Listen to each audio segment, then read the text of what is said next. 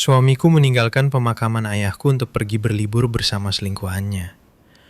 Namun pada pukul 3.00 pagi, aku menerima pesan singkat dari ayah yang kusangka sudah meninggal. Aku masih hidup. Datanglah ke pemakaman diam-diam. Hari ini, aku ingin menceritakan kisah hidupku padamu. Sebuah kisah yang masih membuatku merinding hingga saat ini. Sebelum aku menikah, aku mengira akulah wanita paling beruntung di dunia. Calon suamiku, Aditya, dan aku telah berpacaran selama 3 tahun. Waktu yang cukup lama untuk percaya bahwa cinta kami adalah takdir. Aditya adalah pria yang lembut, penuh perhatian, dan sepertinya selalu mendahulukan kebutuhanku di atas orang lain. Ibunya, Ibu Widya, menghujaniku dengan pujian saat pertama kali kami bertemu. Sayangku, wajahmu begitu berseri, dan tutur katamu sangat anggun. Aku benar-benar terpesona olehmu. Mendengar itu, hatiku berbunga-bunga, dan aku merasa benar-benar diberkati. Saat itu, aku berkata kepada ayahku, Direktur Utama Pak Handoko, "Ayah, jika aku menikah dengan Aditya, aku tahu aku akan menjalani hidup yang damai." Ayahku hanya tersenyum manis. "Jika kau bahagia, ayah juga bahagia. Tapi saat kau menikah nanti, cobalah untuk sedikit egois demi dirimu sendiri. Jangan jalani hidupmu hanya dengan menahan perasaan." Aku tertawa. Berpikir ayahku terlalu khawatir. Di depanku, Aditya selalu tanpa celah. Pria yang sempurna dan bertutur kata baik. Setelah pesta pernikahan, mengikuti tradisi keluarga mereka, aku pindah ke rumah mertuaku. Rumah tempat Ibu Widya tinggal adalah sebuah rumah keluarga bersejarah yang megah di kawasan elit Menteng, yang direnovasi dengan sentuhan ningrat. Meskipun indah di luar, saat pertama kali aku melangkahkan kaki ke dalamnya, rasa dingin yang aneh menjalar di punggungku. Aku menenangkan diri, berpikir itu hanya karena kecanggungan akan kehidupan baruku. Namun, seperti kata orang, waktu mengungkapkan semua kebenaran. Setelah beberapa minggu tinggal di sana, aku menyadari bahwa rasa dingin itu bukanlah khayalanku semata. Sikap Ibu Widya berubah dalam semalam. Awalnya dia memanggilku gadis manisku, tetapi keesokan harinya panggilannya berubah dingin menjadi Lestari. Dan beberapa hari kemudian, komentar-komentar pedas pun dimulai. "Lestari, tidak bisakah kau mencuci piring-piring ini lebih bersih sedikit? Lestari, kenapa kau lama sekali melakukan sesuatu?" Nada bicaranya tidak membentak, tetapi niatnya setajam jarum. Siapapun yang pernah berada dalam situasi serupa akan mengerti. Beberapa kata lebih menyakitkan daripada pukulan fisik. Suamiku, Aditya, berubah menjadi orang yang sama sekali berbeda dari pria yang kucintai. Tidak ada lagi pesan yang menanyakan apakah aku sudah makan. Tidak ada lagi tatapan penuh kasih sayang. Ketika dia pulang kerja, dia akan mengurung diri di kamarnya dan tidak keluar. Jika aku mengetuk pintunya untuk mengajak makan malam, dia akan menjawab dengan nada kesal. Bahkan pada hari-hari dia makan malam di luar, dia akan berbohong, berkata, "Rapatnya berjalan lama." Aku tahu, tapi aku diam saja. Seorang wanita yang sedang jatuh cinta cenderung lemah. Aku berpikir bahwa jika suamiku bekerja begitu keras, aku harus bisa menahan hal-hal kecil ini. Aku ingat suatu sore yang gerimis, aku bergegas membawakan selimut untuk ibu mertuaku, yang selalu merasa kedinginan. Melihatku, dia berkata, "Aku tidak memintamu melakukan segalanya, tapi rumah ini punya aturan mainnya sendiri. Seorang menantu harus memiliki inisiatif untuk menyelesaikan pekerjaan tanpa perlu disuruh.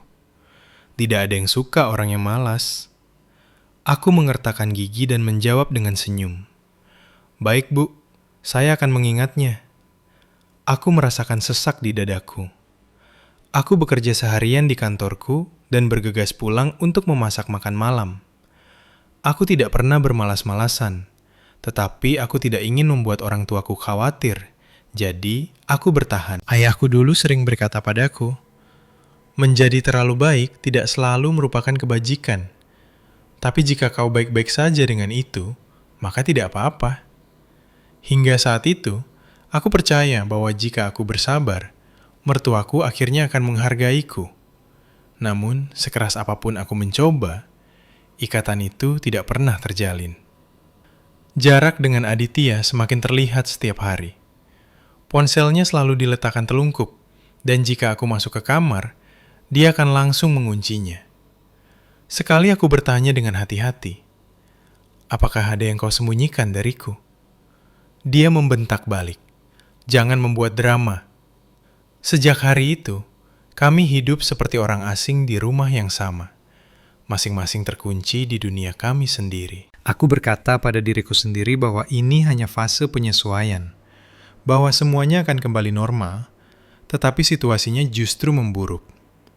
Suatu hari, saat aku membawakan buah ke kamar ibu mertuaku, aku tidak sengaja mendengarnya berbicara di telepon. Dia itu baik hati tapi bodoh sekali. Siapa yang tahu berapa lama dia akan bertahan di rumah ini? Dari balik pintu, aku merasa jantungku berhenti berdetak. Bukan karena dia menjelek-jelekanku yang membuatku sedih, tetapi kesadaran bahwa harapanku selama ini sia-sia. Meskipun kejadian-kejadian ini menyakitkan, aku mengira itu semua hanya ujian kecil. Aku masih muda, penuh harapan, dan percaya pada nilai sebuah keluarga. Bahkan dalam mimpi burukku yang paling kelam sekalipun, aku tidak bisa membayangkan bahwa semua ini hanyalah pembukaan dari tragedi yang akan segera terjadi. Aku tidak tahu bahwa jurang gelap sedang terbuka di hadapanku. Jurang yang akan menelan hidupku bulat-bulat dan menghancurkan imanku pada pernikahan dan pada manusia. Jika aku tahu, aku tidak akan pernah melanjutkan jalan itu. Tapi kurasa itulah hidup. Kau bisa mengukur kedalaman sungai, tapi kau tidak bisa menyelami hati seseorang. Dan semuanya mulai runtuh pada hari yang paling tidak kuduga. Pagi itu, langit mendung, sebuah pertanda buruk. Saat aku sedang menyiapkan sarapan, ponselku berdering tanpa henti. Itu adalah Pak Asep, sopir ayahku selama bertahun-tahun. Biasanya dia pria yang sangat tenang. Suaranya gemetar hari itu. "Bu Lestari, tolong tetap tenang. Pak Handoko mengalami kecelakaan." Aku terpaku dan semuanya menjadi gelap. Aku bahkan tidak mendengar suara denting sendok garpu yang jatuh dari tanganku. Aku terus bertanya, tetapi pikiranku kosong, seolah diisi dengan kapas. Hanya kata kecelakaan yang bergema di kepalaku. Aditya keluar dari kamarnya, mengerutkan kening karena keributan itu. Aku memberitahunya sambil terisap. "Mas, ayahku kecelakaan." Tanpa sepatah kata penghiburan pun, dia menjawab dengan dingin yang menusuk tulang. "Oh, ya sudah, nanti kita mampir." Ibu mertuaku menatapku seolah-olah aku telah mengganggu sarapannya dan berkata, "Wanita dewasa tidak seharusnya menangis seperti itu. Tenanglah, ayahmu sudah tua. Itu mungkin hanya kecerobohannya sendiri." Kata-katanya menikamku seperti belati. Tetapi, aku dalam keadaan syok sehingga aku tidak bisa bereaksi. Aku bergegas keluar dan memanggil taksi ke rumah orang tuaku. Ketika aku tiba, orang-orang sudah datang dan pergi dengan wajah muram. Pak Asep berlari untuk menopangku. Menurut polisi, mobil bapak keluar jalur di tikungan jalan pegunungan di puncak. Sopirnya tidak sadarkan diri, dan Pak Handoko, mereka tidak bisa menemukannya dalam keadaan utuh. Aku ambruk ke lantai. Detik itu, aku merasakan sakit yang begitu tajam seolah-olah ada seseorang yang meremas jantungku. Benar apa kata orang? Kehilangan seorang ayah, seperti melihat pilar rumahmu runtuh. Aku merasa dunia miring di bawah kakiku. Sore itu Romo Beni, seorang pemuka agama Katolik yang sangat dekat dengan keluarga kami, muncul. Mengenakan jubahnya, dia menggumamkan doa-doa.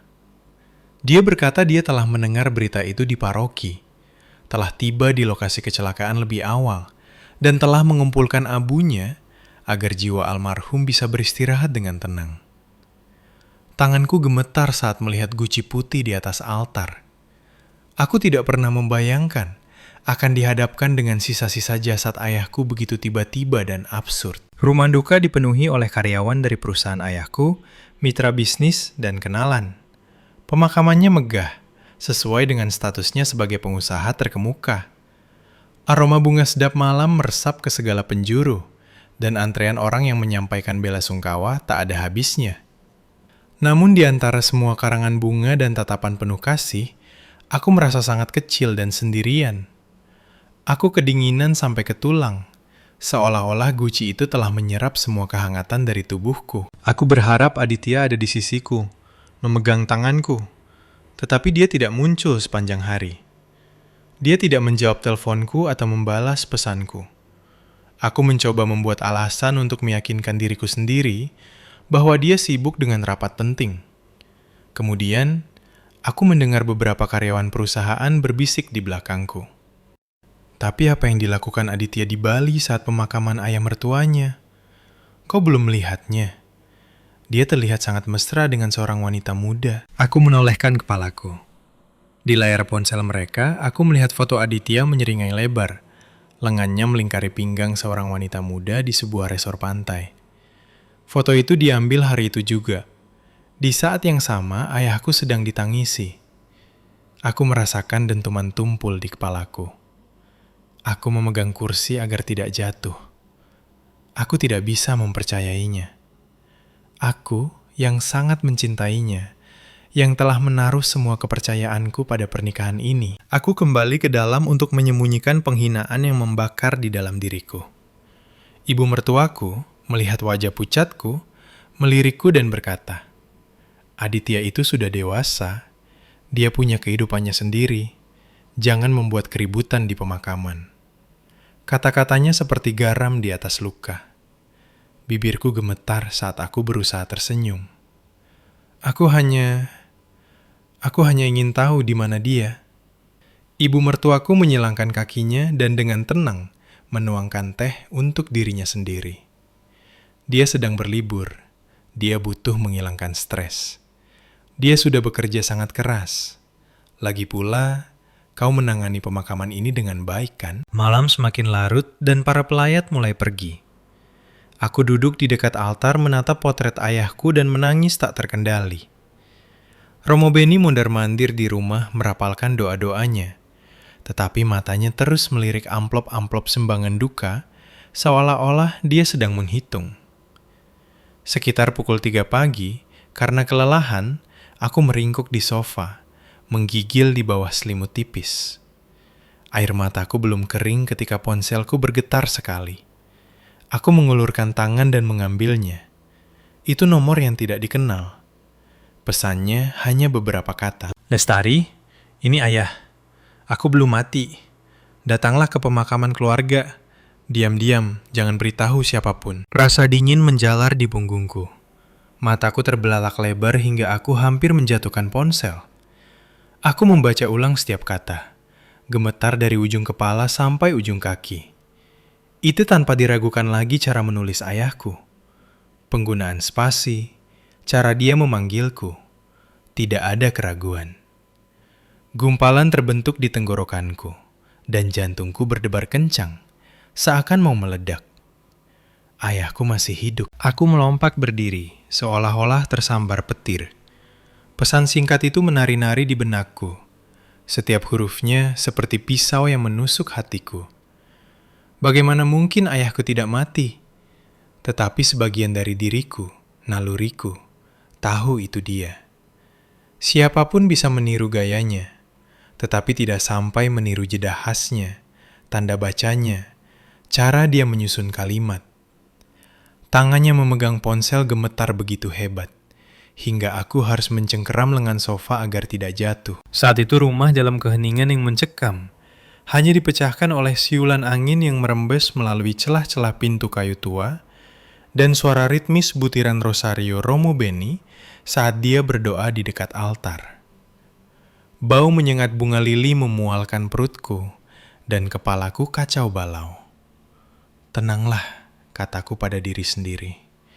"Jika ayahku benar-benar hidup, itu berarti seseorang ingin dunia percaya dia sudah mati. Dan itu berarti kecelakaan itu bukan sekedar kecelakaan. Aku menelan ludah dan berdiri diam-diam. Saat kakiku menyentuh lantai, ibu mertuaku membuka sedikit pintu kamarnya. Tatapannya setajam pisau. "Lestari, apa yang kau lakukan bangun jam segini?" Aku tersentak dan menjawab, "Oh, Bu, saya sakit kepala dan ingin mencari udara segar." Dia memindaiku dari ujung kepala sampai ujung kaki dan berkata tajam, "Jangan berkeliaran di rumah pada malam hari. Saat berkabung, seseorang harus menghindari pertanda buruk." Aku menundukkan kepala, tetapi di dalam hatiku terbakar. Aku kembali ke sofa dan pura-pura berbaring, menunggunya menutup pintu. Ketika suara sandal rumahnya menghilang, aku membuka ponselku lagi. Pesan itu masih menyala di layar hitam. Aku menahan napas dan memutuskan untuk menghubungi satu-satunya orang yang bisa kupercayai saat itu. Asisten setia ayahku, Bambang. Aku mengiriminya pesan memintanya untuk diam-diam menemuiku di halaman belakang segera. 5 menit kemudian, Bambang muncul.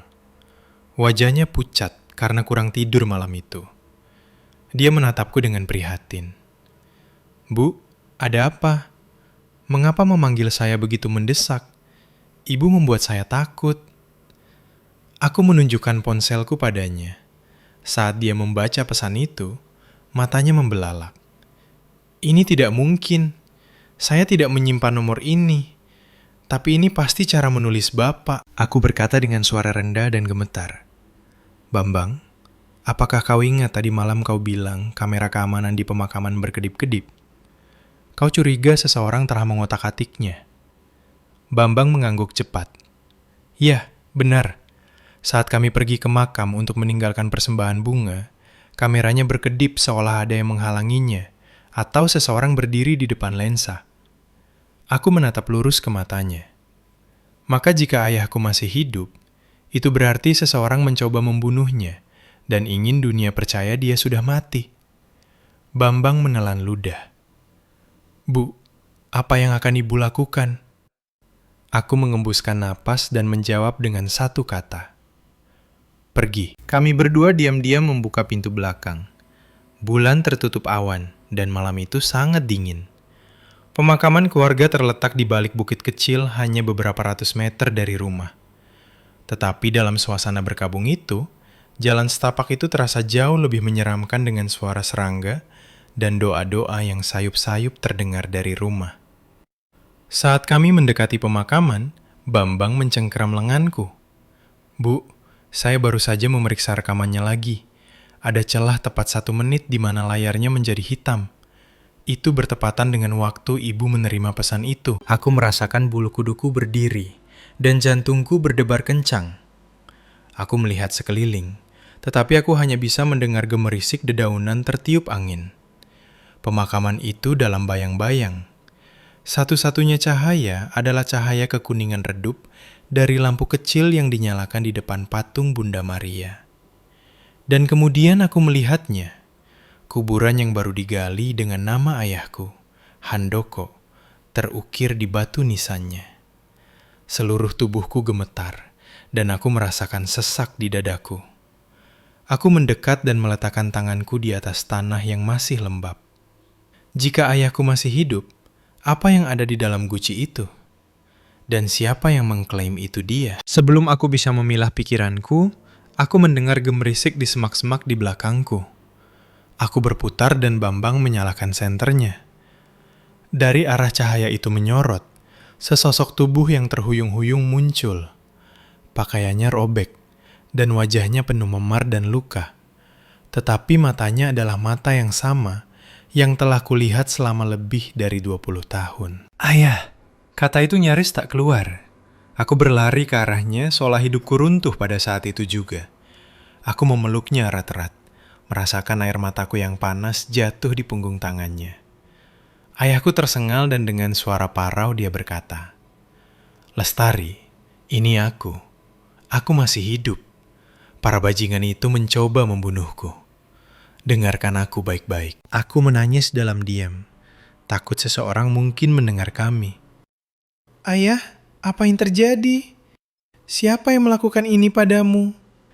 Dia meremas tanganku dan dengan sisa kekuatannya mengucapkan setiap kata. Aditya dan ibunya. Mereka bukan orang yang kau kira selama ini. Aku merasa seolah jantungku dicabut dari dadaku. Aku tidak sepenuhnya mengerti kata-katanya saat itu. Tetapi aku memiliki kepastian yang mendalam. Mertuaku tidak hanya kejam padaku, tetapi juga pada ayahku. Dan semua yang kuanggap sebagai tragedi hanyalah awal dari apa yang akan datang.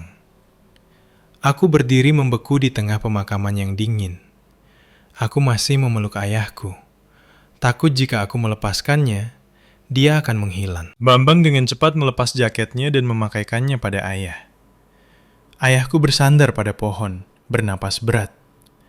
Tubuhnya penuh goresan dan memar dengan darah kering di beberapa luka. Melihatnya begitu lemah menghancurkan jiwaku. "Ayah, siapa yang melakukan ini padamu? Katakan padaku." Pintaku, suaraku pecah. Dia memejamkan mata, berjuang menghirup udara dingin. Suaranya berbisik, tetapi setiap kata terpatri di hatiku. "Itu bukan kecelakaan, Nak. Itu jebakan. Mereka mencoba membunuhku." Angin malam bertiup melalui semak-semak, dan suara daun bergemerisik terdengar seperti seseorang yang terisak. Bambang membungkuk prihatin. "Pak Handoko, siapa pelakunya? Tolong beritahu kami secara rinci, agar kami bisa membawa Bapak ke tempat yang aman." Ayahku membuka matanya dan menatap kami berdua lama, sebelum mengucapkan satu persatu nama yang berat seperti batu. Aditya dan ibunya, dan Pak Salim, serta Romo Beni. Mereka mencoba mencelakaiku. Aku merasa kepalaku akan meledak. Aku menggelengkan kepala dengan keras. Tidak, itu tidak mungkin. Ibu mertuaku dan Aditya tidak akan melakukan itu ya. Ayahku mengangkat tangan dan meletakkannya di kepalaku. Suaranya berat, campuran antara kekecewaan dan rasa sakit. "Lestari, kau masih terlalu percaya pada orang. Ibu Widya dan Aditya hanya peduli pada kepentingan mereka sendiri. Aku menemukan mereka menggelapkan dana perusahaan dan membocorkan kontrak. Sebelum aku bisa bertindak, mereka menyerang lebih dulu." Dia berhenti sejenak, bernapas dengan susah payah. Suaranya serak, seolah tenggorokannya terluka. "Pak Salim merancang rencananya. Merekayasa kecelakaan mobil dan mengirim mayat tak dikenal ke krematorium. Romo Beni yang akan menangani penerimaan abu dan dokumen-dokumennya. Dengan begitu, semua orang akan percaya aku sudah mati." Aku menggigit bibirku. Aku merasakan rasa logam darah, tapi tidak merasakan sakit. Setiap kata dari ayahku adalah pukulan palu, menghancurkan keyakinan naif yang kumiliki pada keluarga mertuaku. "Tapi bagaimana ayah bisa lolos?" Suaraku seperti benang yang gemetar. Bersandar di pohon, dia perlahan menyatukan ingatannya. Tepat sebelum mobil itu masuk jurang, aku merasa ada yang tidak beres. Aku berteriak pada sopir untuk mengerem, tapi dia sudah dibius. Mobil kehilangan kendali dan meluncur ke arah tepi jalan. Saat benturan, aku terlempar keluar. Aku meletakkan tangan di dada. Membayangkan kejadian itu saja membuatku merasa pingsan. Aku pingsan di semak-semak di dasar jurang. Untungnya, seorang warga lokal yang keluar pagi-pagi memasang perangkap burung menemukanku dan melihat aku masih bernapas. Mereka membawaku ke gubuk darurat, memberiku air, dan melakukan pertolongan pertama dasar. Tapi aku tidak bisa mengungkapkan identitasku. Aku takut mereka akan kembali untuk menyelesaikan pekerjaan itu. Bambang mengertakkan gigi. "Pak Handoko, berarti mereka jauh lebih jahat dari yang kita duga. Di mana Bapak bersembunyi selama ini?" Ayahku mengingat sekeliling dan berbisik seolah takut seseorang akan mendengarnya. "Di hutan, di belakang pemakaman ini. Siang hari aku bersembunyi, dan malam hari aku keluar untuk mengawasi. Hari ini, melihat pemakaman di rumahmu dan fotoku di altar, aku tahu Rencana mereka hampir berhasil. Aku menangis terseduh-seduh. Ayah, kenapa tidak memberitahuku lebih awal? Aku benar-benar mengira ayah sudah meninggal. Dia memegang tanganku dan berkata dengan suara tercekat, "Aku tidak bisa.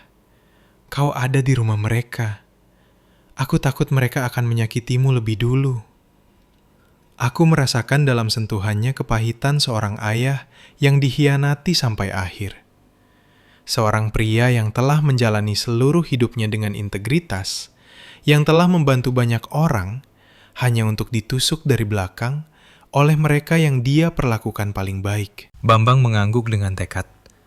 "Pak Handoko, Bapak tidak bisa tinggal di sini. Saya akan membawa Bapak ke gudang tua yang kita punya di belakang pabrik. Tidak ada yang akan melihat Bapak di sana, dan Bapak akan aman." Ayahku menatapku seolah menunggu tanggapanku. Aku menghapus air mataku dan berkata, "Aku akan menjagamu ya. Aku akan melindungimu apapun yang terjadi." Detik itu, aku menyadari aku bukan lagi menantu yang penurut dan sabar. Aku harus menghadapi kebenaran. Mertuaku bukan hanya kejam. Mereka adalah orang-orang yang telah mencoba mengambil nyawa ayahku, yang ingin merampas semua aset dan kekuasaan keluargaku. Aku berjalan, memapah ayahku langkah demi langkah, menembus kabut tipis. Dengan setiap langkah, aku bersumpah pada diriku sendiri bahwa aku tidak akan pernah membiarkan mereka menginjak-injakku lagi. Kami membawa ayahku ke tempat perlindungan. Saat Bambang merawat luka-lukanya, aku mengamati mereka. Badai berkecamuk di dalam diriku. Aku tahu hidupku telah mencapai titik di mana tidak ada jalan kembali, dan di hadapanku adalah perang yang tidak pernah kuduga harus kujalani. Perang melawan orang-orang yang dulu memanggilku keluarga. Ketika aku membantu ayahku masuk ke gudang tua di belakang pabrik, tempat di mana waktu seolah berhenti, jantungku berdebar kencang. Dinding-dindingnya bernoda, dan cahaya kuning redup berkedip-kedip. Bambang, ayahku, dan aku duduk sejenak untuk menenangkan diri. Bau disinfektan yang dioleskan Bambang ke luka ayahku bercampur dengan udara dingin yang merembes melalui celah-celah, menciptakan bau yang menyengat. Ayahku memegang tanganku dan berkata dengan suara parau, "Lestari, mulai sekarang kau harus sangat berhati-hati. Kembalilah ke rumah mertuamu dan bertingkahlah seolah kau tidak tahu apa-apa, seperti biasa. Tidak boleh ada yang curiga kau tahu sesuatu." Aku mengangguk, tetapi ketakutan yang belum pernah kurasakan sebelumnya tumbuh di dalam diriku. Setiap napas, setiap tatapan di rumah itu membuatku takut. Segala sesuatu yang dulu kupercayai dengan naif, kini mengerikan bagiku. Bambang menambahkan, "Besok saya akan membawakan obat, makanan, dan selimut lagi. Pak Handoko, Bapak harus istirahat beberapa hari. Jangan khawatir, Bu. Saya akan menjaganya." Ayahku menghela napas dan menepuk bahu Bambang. "Bambang, aku tidak akan pernah melupakan ini. Dan kau, Lestari, jika aku masih hidup, itu karena kalian berdua." Aku meletakkan tanganku di atas tangan ayahku dalam diam. Hatiku terasa seberat timah. Aku tidak pernah berharap pagi datang secepat ini. Aku harus kembali ke rumah mertuaku sebelum ada yang menyadari. Saat fajar mulai menyingsing, kabut menutupi jalan tanah di luar pabrik. Aku mengenakan mantelku dan menarik topi ke bawah untuk menutupi separuh wajahku. Saat aku menyelinap keluar pintu belakang, jantungku berdetak seperti drum.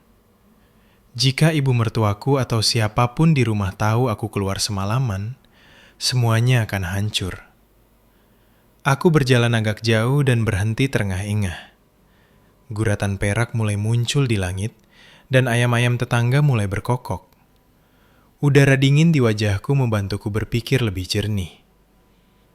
Kau harus berakting sempurna. Tidak ada seorang pun, benar-benar tidak ada seorang pun, yang boleh curiga kau datang dari kuburan. Ketika aku diam-diam masuk rumah, jam dinding menunjukkan pukul 5.15. Dapur gelap. Satu-satunya suara adalah suara ibu mertuaku mengangkat tutup panci. Melihatku, dia berhenti mendadak. Tatapan tajamnya memindaiku dari ujung kepala sampai ujung kaki, mencari sesuatu yang tidak pada tempatnya. "Lestari, kau baru masuk sekarang?" Suaranya tajam seperti cuka. Aku menundukkan kepala dan menjawab dengan lembut. "Iya, Bu. Saya tadi di halaman belakang. Saya merasa sangat tidak enak badan tadi malam dan tidak bisa tidur. Saya jalan-jalan sebentar dan sekarang merasa lebih baik." Dia mendengus dan terus memotong daun bawang. "Kita sedang berkabung. Jika tetangga melihatmu berkeliaran sendirian di malam hari, mereka akan membicarakannya." Aku menundukkan kepala. "Maaf, Bu. Seperti yang saya bilang, saya minta maaf." Aku merasakan sakit di dadaku. Apa salahku? Aku kehilangan ayahku. Aku menangis sampai mataku bengkak. Aku menghabiskan malam tanpa tidur. Dan tetap saja, aku harus menundukkan kepala untuk tetap berada di rumah itu dalam diam. Tepat saat itu, Aditya turun. Dia mengenakan kaos dan celana pendek, tampak santai seperti orang yang tidur nyenyak. Melihatku, dia sedikit mengerutkan kening. "Ada apa dengan penampilanmu? Apa kau tidak bercermin?" Aku mengertakkan gigi agar tidak menangis di depannya. Aku tidak tidur nyenyak tadi malam." Aditya menguap. "Aku bersama rekan bisnis tadi malam dan minum terlalu banyak. Kurasa aku tidak bisa datang ke tempat ayahmu hari ini. Kau pergi saja dan buatkan alasan untukku." Aku memaksakan diri untuk tidak melihatnya. Jika aku melakukannya, kemarahan akan membuatku ambruk. Rekan bisnis. Wanita yang bersamanya di resort di Bali itu adalah rekan bisnis. Tapi aku harus berpura-pura tidak tahu apa-apa. "Sama sekali tidak tahu," jawabku. "Baiklah." Suaraku gemetar saat mengucapkan kata-kata itu. Ibu mertuaku segera menyela. "Aditya punya banyak pekerjaan. Ada banyak orang di rumah orang tuamu. Mereka akan mengurusnya. Jangan membebani suamimu." Di waktu lain, aku akan tersedak oleh kata-kataku sendiri. Tetapi pagi itu di hatiku, alih-alih kesedihan, ada rasa pengkhianatan yang membuatku dingin sampai ke tulang. Tetap saja, aku menekan emosiku. Aku harus membuat mereka percaya aku lemah, naif, dan tidak tahu apa-apa. "Baik, Bu, saya mengerti." Ibu Widya tidak tahu bahwa saat itu perang sunyi telah dimulai dalam benakku. Perang yang justru mereka dorong kepadaku. Selama kebaktian pemakaman pagi itu, aku menerima para tamu. Mataku bengkak, tetapi aku tidak lengah sedetik pun. Romo Beni telah tiba lebih awal, memutar-mutar biji rosarionya dan merapalkan doa. Ekspresi welas asihnya tampak sangat munafik. Dia berkeliaran di sekitar altar, mengumpulkan amplop sumbangan seolah-olah itu adalah hal yang paling wajar di dunia. Melihatnya membuatku merinding. Dia secara pribadi telah membawa abu palsu ayahku ke rumah ini. Dia berbohong tanpa berkedip di depan ratusan orang. Dia adalah kaki tangan percobaan pembunuhan. Dan sekarang dia ada di sini berpose sebagai pemuka agama yang terhormat. Kemarahan mencekikku. Ayahku masih hidup, bersembunyi demi nyawanya, dan mereka yang mencoba membunuhnya berdiri begitu tenang di hadapanku. Aku berjanji pada diriku sendiri, "Lestari, mulai hari ini, kau bukan lagi menantu yang baik. Kau akan membuat mereka takut, bahkan untuk menatap matamu."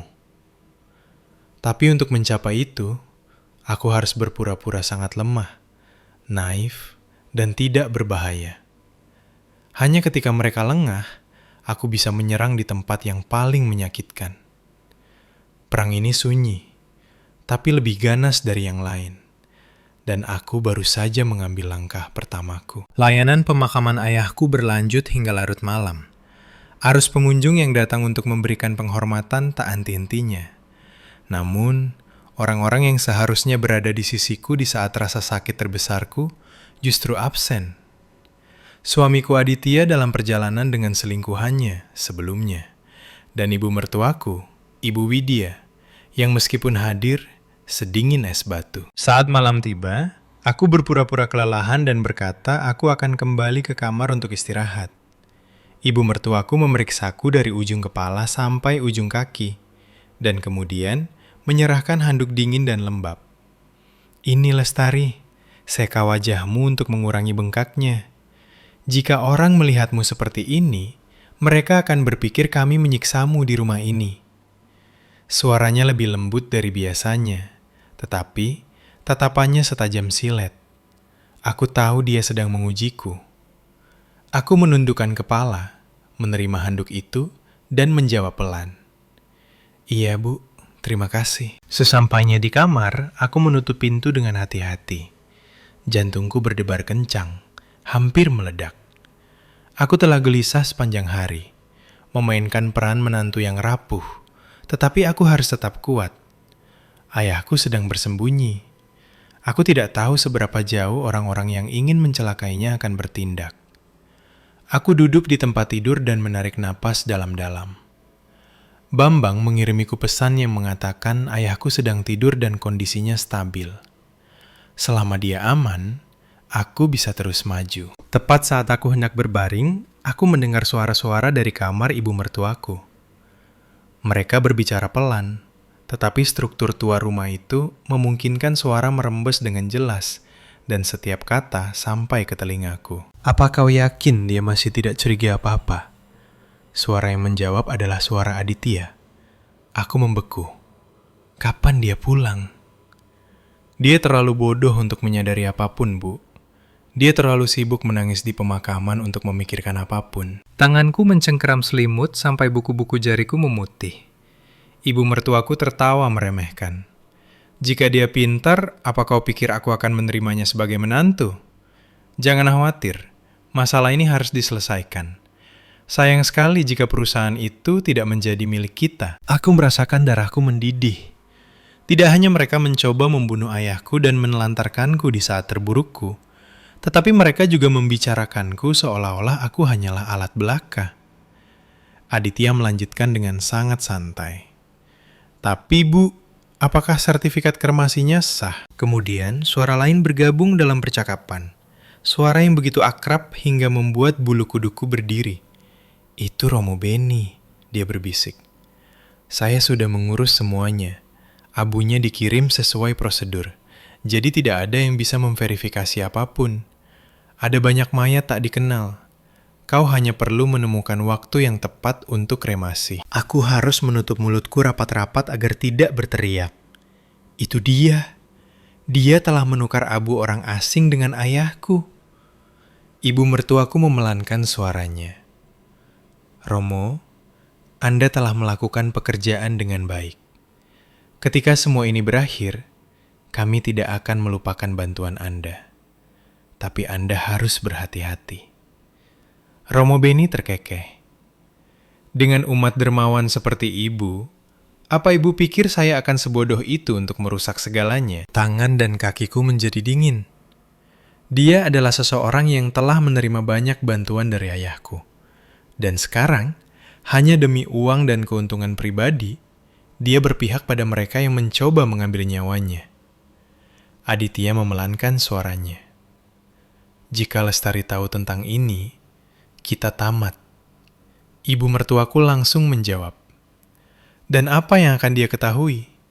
Dia percaya mentah-mentah bahwa abu yang dibawa Romo itu asli. Lebih dari dia percaya pada dirinya sendiri. Biarkan dia menangis selama beberapa hari. Dia akan bosan dan melupakannya. Aditya mendengus. Ibu benar. Jika aku sedikit lebih baik padanya, dia akan percaya padaku secara buta. Aku menggigit bibirku sampai berdarah. Semua kelembutan dan perhatian Aditya selama beberapa tahun terakhir adalah palsu, dan ibu mertuaku melihatku sebagai pelayan yang mudah diatur. Mereka tidak pernah menganggapku bagian dari keluarga. Suara Romo Beni berbicara lagi. Tapi ingat, kalian belum mengambil alih perusahaan. Jika dokumen surat kuasa lama dari Pak Handoko muncul, putrinya akan memiliki hak waris. Kita perlu menyingkirkan gadis itu. Jantungku berhenti. Menyingkirkan. Ibu mertuaku tertawa kering.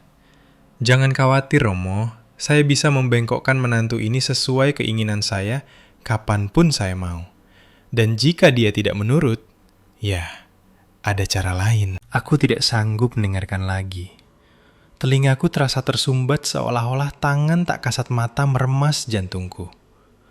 Aku bangkit dari tempat tidur dan mundur seolah melarikan diri dari binatang buas.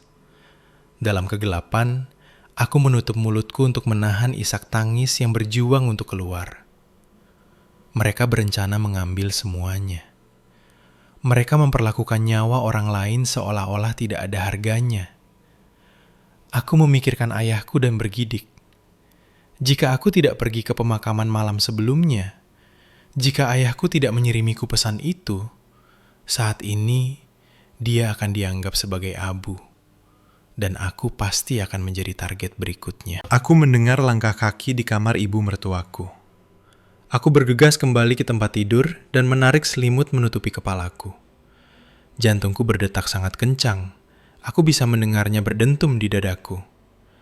Pintu kamarku terbuka sedikit, dan sebuah bayangan mengintip selama beberapa detik sebelum menutupnya. Aku tidak tahu dengan mata apa mereka menatapku. Tetapi satu hal yang jelas.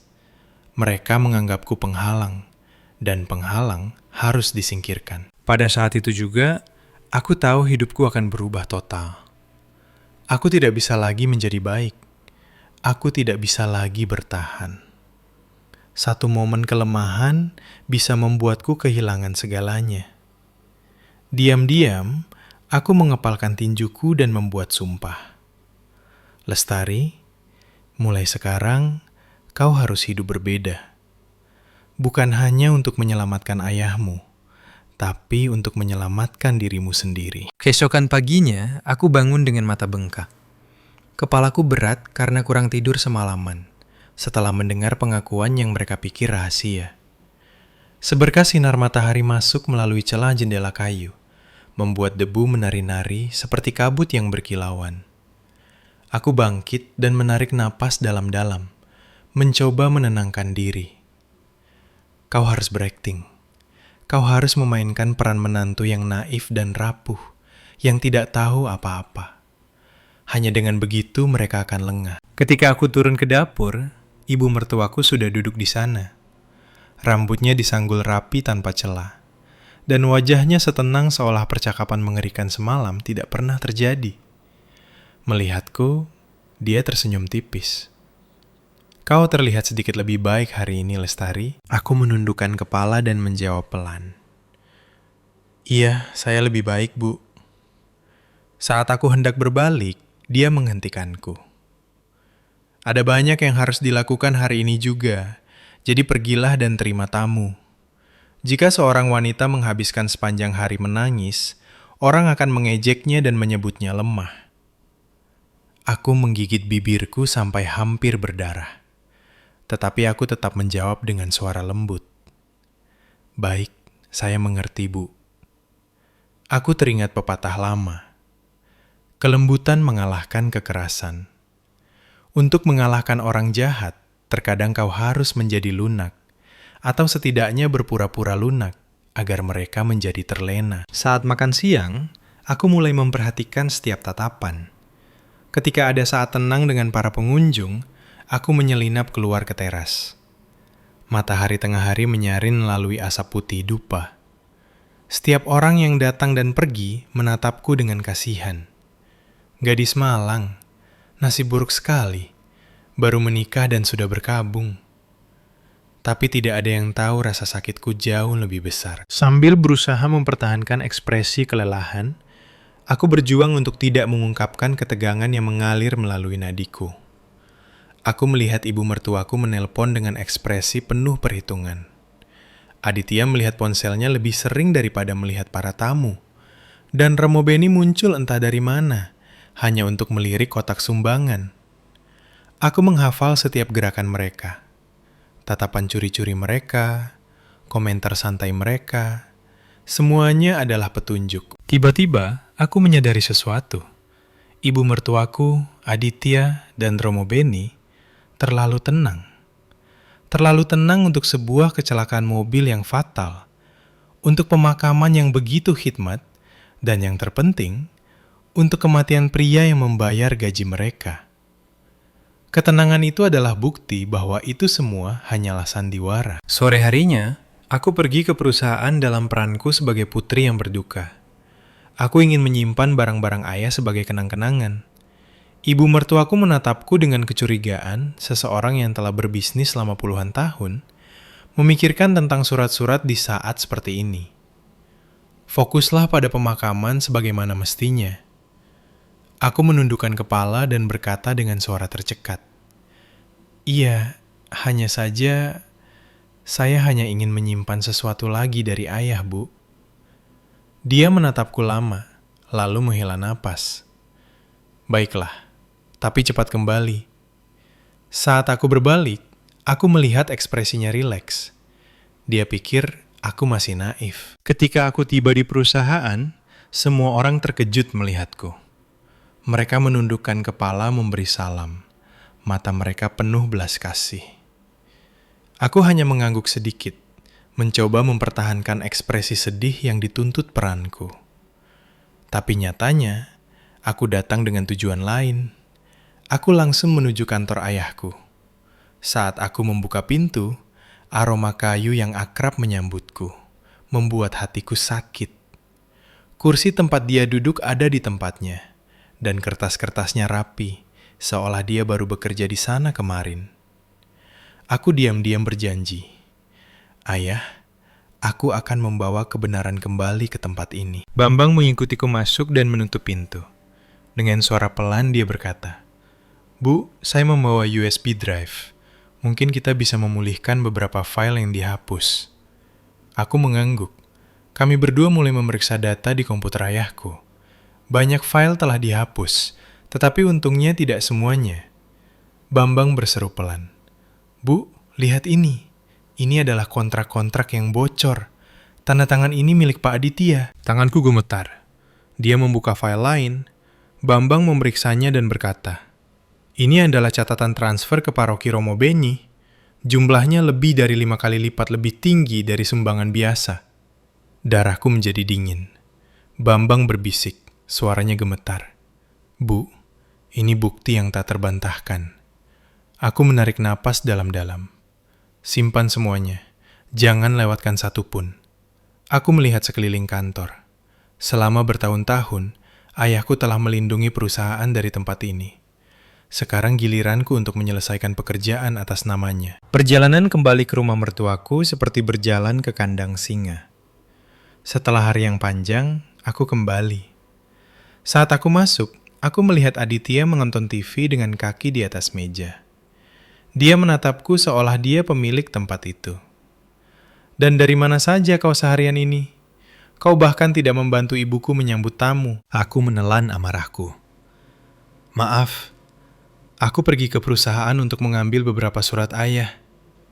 Ibu mertuaku yang keluar dari kamarnya mendengar kata-kataku dan mengangkat alis. "Surat apa? Untuk apa?"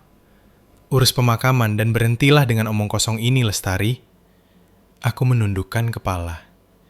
"Iya, aku hanya sangat merindukan ayah." Saat mengatakannya, aku memaksakan mataku berkaca-kaca. Aku melihat tatapan ibu mertuaku sedikit melunak.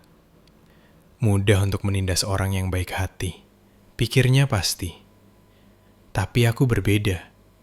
Aku sedang berakting dan mereka mempercayainya mentah-mentah. Malam itu, berbaring di tempat tidur, aku bisa dengan jelas mendengar detak jantungku sendiri. Berat, cepat, tetapi lebih kuat dari sebelumnya. Sejak aku meninggalkan pemakaman malam sebelumnya, aku tahu aku telah memasuki perang tanpa jalan kembali. Dan menantu rumah itu, wanita baik yang selalu mereka remehkan, wanita yang sama itu, akan menjadi orang yang membuat mereka membayar dosa-dosa mereka. Pada pagi yang kelabu, angin bertiup dingin. Di atas altar, dupa yang terbakar masih melepaskan jejak asap tipis. Aku berdiri di depan cermin, merapikan rambutku yang berantakan, berusaha terlihat seperti seorang putri yang hancur karena kehilangan ayahnya. Namun jauh di dalam mataku, Ada rasa dingin dan tekad baja yang tidak bisa dirasakan siapapun. Hari ini adalah hari aku harus pergi ke perusahaan. Tepat ketika keluarga suamiku akan mengadakan pertemuan rahasia untuk merebut kekuasaan. Aku tahu betul bahwa jika aku lengah sesaat saja, mereka akan menganggapku sebagai gangguan dan menyingkirkanku, sama seperti yang mereka diskusikan malam sebelumnya. Aku mengenakan setelan hitam sederhana dan menutupi kepalaku dengan selendang hitam. Ketika aku keluar ke ruang tamu, ibu mertuaku memeriksaku dan berkata, "Lestari, akan ada banyak orang di perusahaan hari ini. Jadi jaga sikapmu, kita sedang berkabung. Hati-hati jangan sampai menimbulkan gosip." Aku mengangguk pelan. "Baik, Bu, saya mengerti." Dalam hati, aku berpikir, jika protokol akan membuatku tetap hidup, aku akan bertahan sedikit lagi. Di perusahaan, suasana konspirasi setebal kabut. Begitu aku memasuki lobi, beberapa pasang mata terkunci padaku. Karyawan yang setia pada ayahku mendekat. "Bu Lestari, apakah Ibu baik-baik saja? Kami turut berduka cita atas kepergian Bapak." Aku mengangguk sedikit, tetapi tidak menangis, meskipun aku merasakan gumpalan di tenggorokanku. "Terima kasih atas perhatian kalian. Ayahku juga tidak ingin melihatku lemah." Aku langsung menuju ruang rapat. Pintunya sedikit terbuka, dan dari dalam terdengar suara dingin Aditya. Meskipun pemakaman belum selesai, bisnis tidak boleh berhenti. Sebagai keluarga, saya sementara akan mengambil alih kepemimpinan. Aku berhenti selama beberapa detik di depan pintu, menarik napas dalam-dalam, dan mendorongnya terbuka. Bunyi kursi berdecit memecah keheningan, dan beberapa orang terlonjak. Aditya melihatku dan sesaat tertegun, tetapi dia dengan cepat kembali tenang. "Lestari, apa yang kau lakukan di sini? Kau sedang berkabung." Aku menatapnya. Mataku memancarkan kesedihan, tetapi pedang di hatiku tajam. "Silakan lanjutkan. Aku ingin mendengar apa yang begitu mendesak bagi kalian semua, padahal belum genap seminggu sejak kematian ayahku." Ruangan menjadi sunyi. Tidak ada yang menduga aku akan muncul saat itu. Ibu mertuaku yang duduk di ujung sana menjadi sedikit pucat, tetapi dia memaksakan diri untuk meninggikan suaranya. "Lestari, ini masalah perusahaan. Ini bukan tempat bagimu untuk ikut campur." Aku berjalan perlahan menuju meja panjang dan meletakkan tanganku di permukaannya yang dingin. Suaraku rendah, tetapi setiap kata jelas. "Iya, Bu, tapi ayahku meninggalkan wasiat, dan sampai wasiat itu dipublikasikan, tidak ada yang bisa secara sepihak mengambil alih kepemimpinan. Bukankah begitu?" Beberapa eksekutif saling bertukar pandang. Mereka tahu aku benar. Aditya mengertakkan gigi. "Lestari, jangan buat keributan." Aku tersenyum tipis. Itu pertama kalinya aku tersenyum setelah berhari-hari menangis tanpa henti. "Aku tidak membuat keributan. Aku hanya mengingatkan kalian tentang hukum.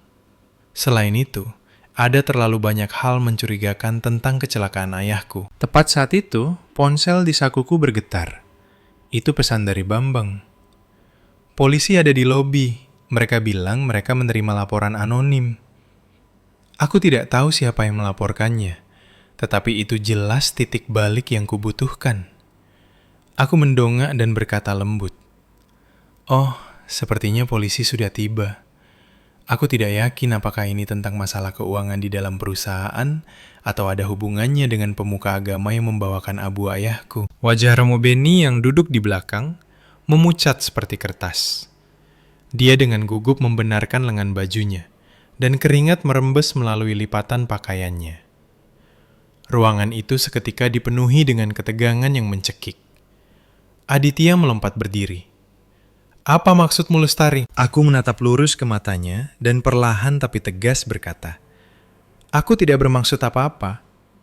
Seperti yang kalian semua tahu, kecelakaan itu terjadi di malam hari di jalan pegunungan. Bagaimana mungkin dalam waktu kurang dari sehari, Abunya muncul dan sertifikat kremasinya sudah siap dengan sempurna. Ibu mertuaku mencengkeram tepi meja. Bibirnya gemetar. Jaga ucapanmu, Lestari.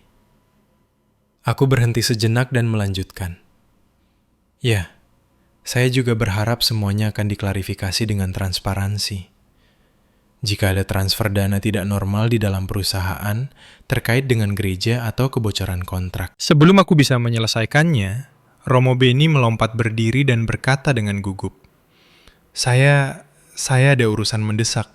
Saya harus pergi.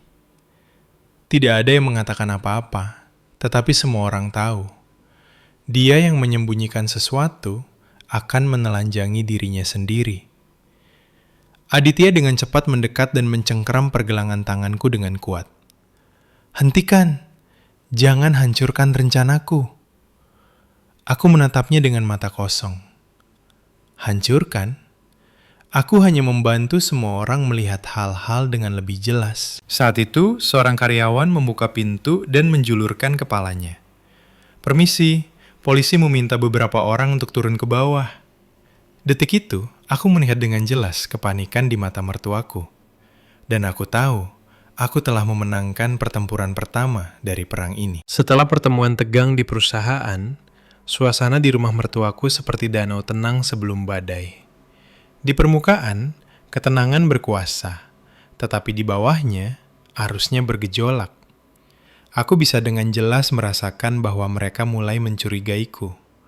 Mereka menyadari aku bukan lagi menantu yang naif dan rapuh seperti sebelumnya. Malam itu, saat aku sedang merapikan pakaian di kamar, Aditya masuk. Dia membanting pintu hingga tertutup, membuatku terlonjak. Lestari, apa yang kau lakukan di perusahaan hari ini? Suaranya geraman rendah. Aku mendongak dan memasang ekspresi paling polosku. Aku hanya bertanya tentang hal-hal yang mengkhawatirkanku. Ayahku sudah meninggal. Aditya memotongku dengan tatapan gelak. Hentikan omong kosong itu. Ini terlalu besar bagimu untuk ikut campur. Saat itu, aku menyadari tidak ada cinta yang tersisa di matanya. Hanya ancaman, kekesalan, dan ketakutan. Dia takut aku tahu terlalu banyak. Dengan tenang, aku berkata, aku hanya ingin keadilan untuk ayahku. Wajah Aditya berkerut. Aku tidak bisa membedakan apakah itu karena kemarahan atau kekhawatiran.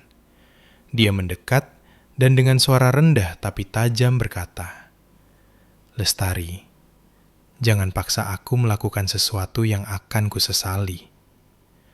Peringatannya membuatku merinding. Aku menatap lantai agar dia tidak melihatku gemetar.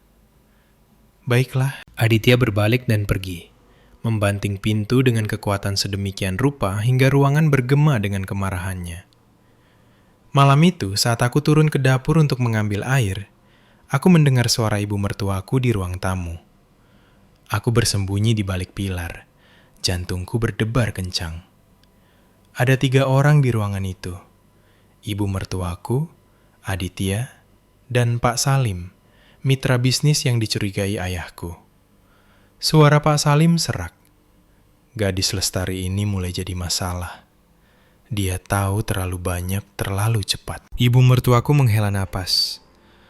Kukira dia penurut, tapi aku tidak pernah membayangkan dia akan begitu gigih.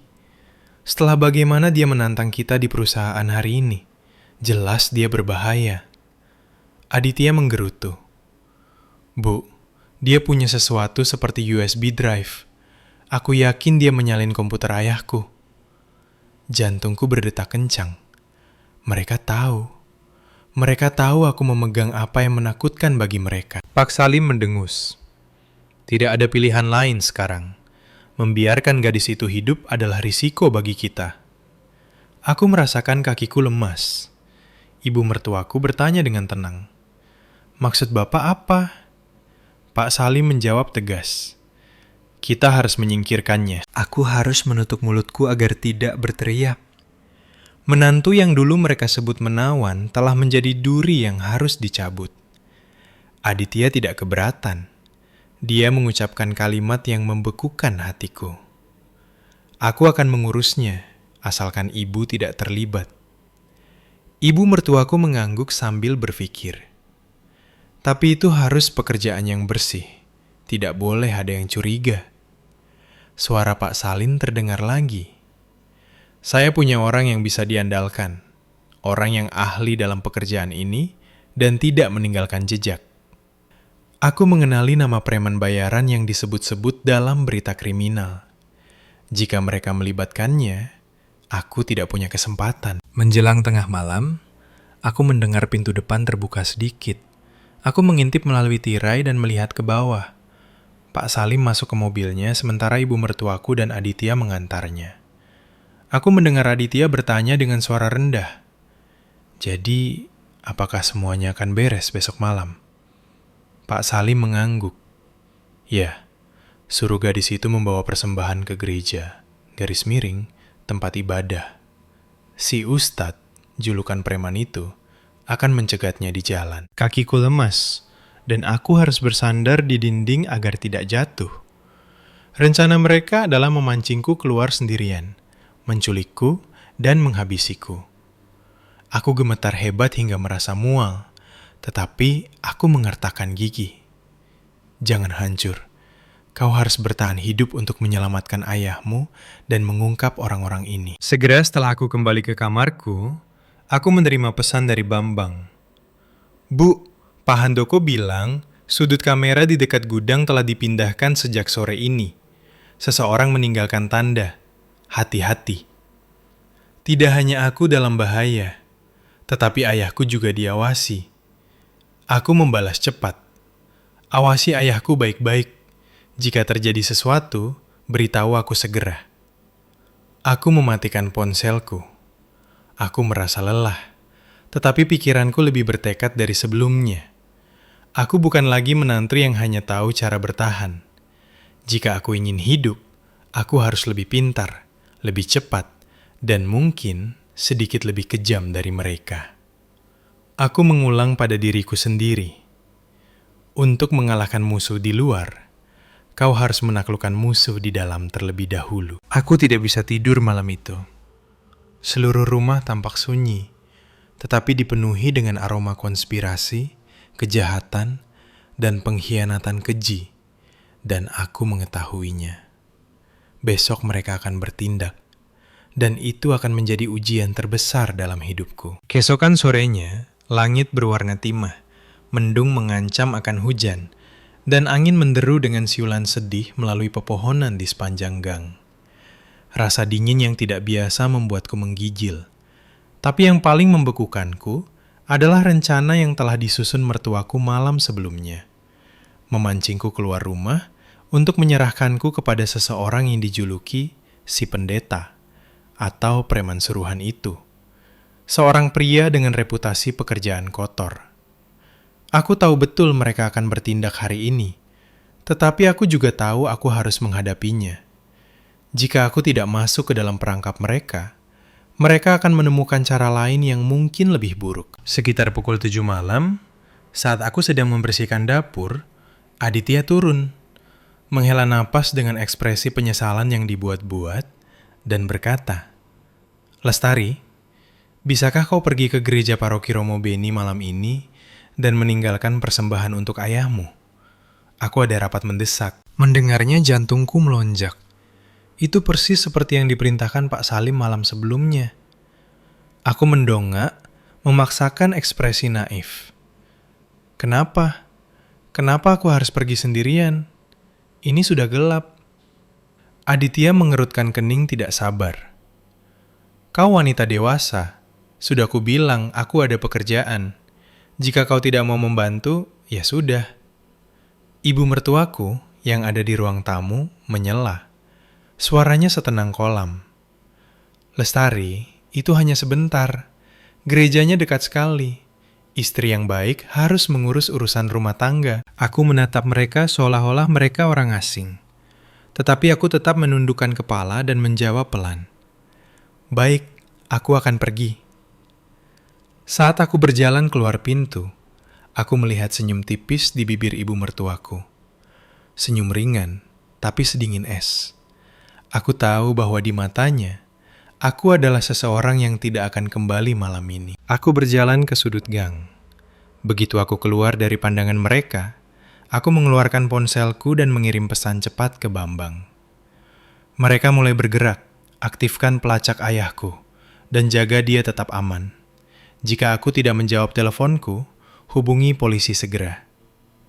Sebelum aku bisa menyimpan ponselku, sebuah mobil van kecil berhenti di sampingku. Tanpa memberiku waktu untuk bereaksi, kain hitam dilemparkan ke kepalaku dan seseorang mencengkeramku dari belakang. Aku didorong kasar ke dalam kendaraan, dan pintu dibanting tertutup. Udara apek, bau keringat dan bensin. Aku mencoba berteriak, tetapi mulutku ditutup. Suara parau seorang pria berkata, "Diam, jika kau berteriak lagi, aku akan mengikatmu." Si preman itu suaranya, yang pernah ku dengar di berita. Van itu melaju kencang di jalan yang sepi. Aku terombang-ambing dari sisi ke sisi, merasa seperti anggota tubuhku akan patah.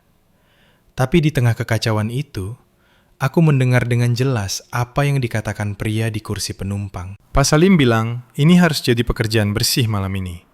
Bocah ingusan itu tidak boleh buka mulut lagi. Aku menggigit bibirku sampai berdarah. Jantungku berpacu. Itu semua kegelapan. Seolah-olah ratusan tangan tak kasat mata menyeretku ke dalam jurang. Sekitar 30 menit kemudian, van berhenti. Aku diseret keluar. Bau serangga, tanah lembab, kain tua. Kami berada di gudang terbengkalai. Ketika kain itu dilepas dari kepalaku, aku melihat wajah-wajah garang di bawah cahaya kuning redup dan suram. Aku gemetar, bukan karena takut, tetapi karena marah. Marah karena mereka berani memperlakukan hidupku seolah-olah itu kain lap. Si preman mendorongku ke kursi kayu. "Gadis pintar, kau tahu terlalu banyak." Aku tidak menjawab. Aku menatap lurus ke matanya tanpa berkedip. Dia mendengus. "Berani sekali, tapi itu tidak akan berguna bagimu. Hari ini adalah hari terakhirmu." Pintu gudang terbuka dan ibu mertuaku masuk. Di belakangnya, Romo Beni dengan jubah coklatnya. Wajahnya pucat, tetapi matanya licik. Dan akhirnya, Aditya masuk. 3 orang yang dulunya keluargaku, kini mengungkapkan wajah asli mereka dalam kegelapan. Ibu mertuaku menyilangkan tangan dan berdiri di hadapanku. "Lestari, kau sangat mengecewakanku." Aku tertawa. "Tidak. Masalahnya adalah aku telah menjadi gangguan bagimu." Romo Beni berkata dengan cemas. Gadis itu tahu tentang abunya. Dia tahu terlalu banyak. Jika kita tidak menyingkirkannya, semuanya akan hancur. Aku menoleh ke arahnya. Seorang abdi Tuhan yang menukar abu jenazah dan menutupi pembunuhan. Bagaimana Anda bisa berdoa dan meminta untuk orang lain? Dia mundur selangkah. Wajahnya pucat pasi. Ibu mertuaku membanting meja. "Cukup dengan omong kosong ini. Kau menjadi kurang ajar sejak kau mengetahui kebenarannya. Kau pikir kau begitu pintar, tapi kau hanya sampah yang dipungut anakku dan aku." Aditya mendekat dan mencengkeram daguku dengan kuat. "Lestari, aku sudah memperingatkanmu. Kau seharusnya diam saja." Aku menatapnya dengan mata kosong. "Kau hanya pernah menjadi penurut dengan ibumu. Bagiku, kau hanya seorang pengecut." Tepat saat Aditya mengangkat tangannya untuk memukulku, aku menekan tombol kecil yang tersembunyi di balik ikat pinggangku. Pelacak yang dipasang Bambang telah diaktifkan. Di kejauhan, suara mesin mendekat dengan kecepatan tinggi terdengar. Langkah kaki, teriakan. Pintu gudang ditendang terbuka dan cahaya dari senter membutakan kami. Suara seorang polisi menggelegar. "Semuanya jangan bergerak. Kalian ditahan karena penculik." Si preman melompat bangun, tetapi sudah tersungkur di tanah sebelum dia bisa melarikan diri. Romo Beni meletakkan tangannya di atas kepalanya, berteriak, Saya hanya... Ibu mertuaku begitu pucat hingga dia nyaris tidak bisa berdiri. Aditya dilumpuhkan begitu cepat hingga dia tidak bisa mengucapkan sepatah kata pun. Gudang itu menjadi adegan kekacauan, dan semua rahasia terungkap di tempat. Ponsel, buku rekening, catatan transaksi, semuanya jatuh ke tangan polisi dalam hitungan menit. Aku masih duduk dengan tangan terikat. Tetapi air mataku bukan karena takut, tetapi karena lega. Aku selamat. Aku lolos dan pada akhirnya mereka sendiri yang menyerahkan bukti kepada polisi. Aku memejamkan mata dan berbisik. Ayah, aku berhasil. Aku tetap tidak bergerak di kursi kayu busuk itu. Tali yang mengikat pergelangan tanganku menembus kulitku, menodainya dengan darah. Tetapi ketika pintu gudang ditendang jatuh, sinar senter menyapu kegelapan, dan suara sepatu bot polisi menyerbu tempat itu, aku merasa seolah-olah ditarik dari jurang tergelap dalam hidupku. Kematian yang kusangka sudah dekat, lenyap seperti mimpi buruk yang hancur. Si preman dilempar ke lantai beton dalam sepersekian detik. Dia berteriak, "Saya tidak melakukan apa-apa, tidak apa-apa." Tetapi polisi tidak memberinya kesempatan untuk bicara lebih banyak. Dua petugas berbadan tegap menekannya, memelintir lengannya ke belakang punggungnya. Aditya berdiri lumpuh, wajahnya pucat, butiran keringat di dahinya. Dia membuka mulutnya, tetapi tidak mengeluarkan suara sampai saat borgol dingin berbunyi klik di pergelangan tangannya. Dia tampak seolah-olah tersambar petir.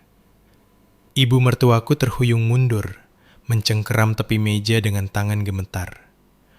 Aku belum pernah melihatnya begitu hancur. Dia hanya tergagap. Tidak, itu bukan aku. Aku hanya... Tetapi alasan-alasannya tenggelam oleh suara petugas yang membacakan hak-haknya. Romo Beni hampir jatuh berlutut karena gemetar. Jubah coklatnya tampak konyol dalam adegan itu. Dia mencengkeram rosarionya, menggumamkan doa-doa yang tidak masuk akal. Oh Tuhan, saya hanya membantu. Mereka memaksa saya. Polisi segera menyita ponselnya dan folder dokumen yang mereka ambil dari tas kain yang dibawanya. Seorang petugas melirik beberapa kertas dan mendongak dengan tatapan tajam. Ada buku besar akuntansi di sini juga. Transfer dari rekening Pak Salim, Ibu Widya, dan Aditya. Bagaimana Anda menjelaskan uang ini? Wajah Romo Beni berubah seperti lilin. Dia ambruk ke lantai gudang. Tangannya gemetar tak terkendali. Saya hanya menerima sumbangan.